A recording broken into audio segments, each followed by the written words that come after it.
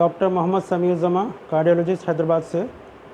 जैसा कि मैं हेल्थ अवेयरनेस के सिलसिले में बाज़ वीडियोस बनाता हूँ। एक पेशेंट है जिनका ये जो इकोकार्डियोग्राफी है, तो इनको पहले बचपन में दिल में सुराख थी।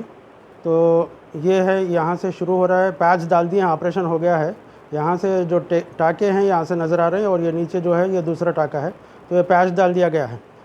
ये जो पैच है ये, लेकिन ज़्यादा उम्र में डालने की वजह से ये ब्लड इधर का इधर जाता है, लेफ़्ट साइड से राइट साइड जाकर फेफड़ों में जाता है, तो फेफड़ों में प्रेशर बढ़ जाता है, जिसको पल्मोनरी हाइपरटेंशन कहते हैं।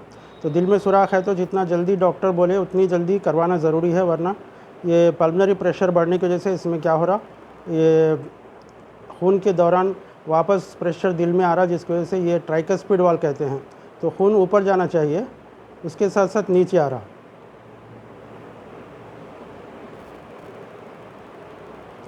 जिसकी वजह से पैरों पर सूजन आती है और सांस फूलने लगती है। तो ऑपरेशन अगर जल्दी कराना है तो जल्दी करना चाहिए।